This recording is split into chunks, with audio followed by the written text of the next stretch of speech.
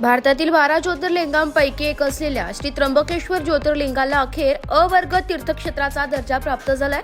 या निर्णयामुळे त्र्यंबकेश्वरच्या सर्वांगीण विकासासाठी राष्ट्रीय व आंतरराष्ट्रीय निधी मिळण्याचा मार्ग सुकर झालाय।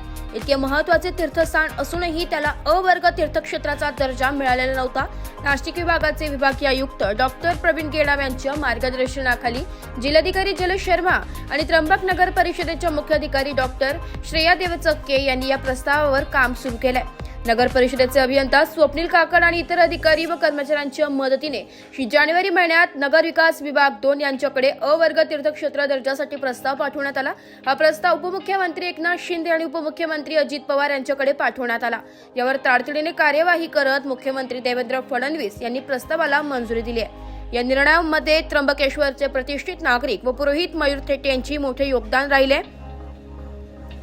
मुख्याधिकारी डॉक्टर देवचक्के यांच्या मार्गदर्शनाखाली त्यांनी सातत्याने प्रयत्न केले। त्यांच्या प्रयत्नांमुळे त्र्यंबकेश्वरच्या विकासाचे नवे दार खुले झाले। याबाबत अधिक माहिती त्र्यंबकेश्वरचे प्रतिष्ठित नागरिक व पुरोहित मयूर थेटे यांनी दिली आहे। काय सांगाल, त्र्यंबकेश्वर तीर्थक्षेत्राला अ वर्गाचा दर्जा मिळाला आहे। मुख्याधिकारी देवचक्के मॅडम यांच्या मार्गदर्शनाखाली आपण देखील वेळोवेळी प्रयत्न केले आहेत, काय सांगाल? नमस्कार, मी मयूर थेटे, त्र्यंबकेश्वर तीर्थपुरोहित।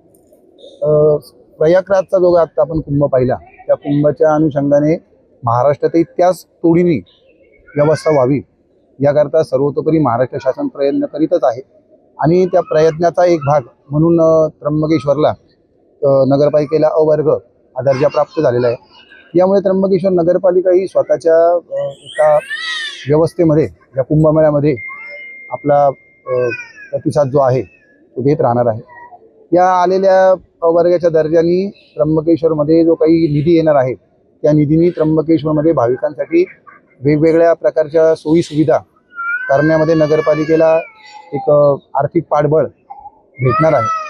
तर झालेल्या अ वर्ग नगरपालिकेला महाराष्ट्र शासन, मुख्यमंत्री, दोन्ही उपमुख्यमंत्री, नगरविकासची सगळी टीम, या सगळ्यांचे त्र्यंबकेश्वरचा एक नागरिक म्हणून मी धन्यवाद व्यक्त करतो।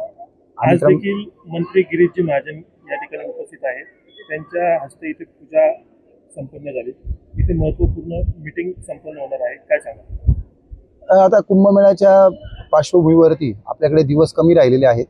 या सगळ्या पार्श्वभूमीवरती वेगवेगळ्या स्तरावरती आता या सगळ्या गोष्टी सुरुवात झालेल्या आहे। आणि आज त्र्यंबकराजाचे आशीर्वाद घेऊन माननीय गिरीशजी महाजन कुंभमेळा मंत्री यांनी सुद्धा त्र्यंबकेश्वरचे आशीर्वाद घेऊन आज कुंभमेळ्याच्या कामाला एक स्थायी रीतीने सुरुवात केलेली आहे। वृत्तसंकलन विभाग, लोकशाही न्यूज, नाशिक।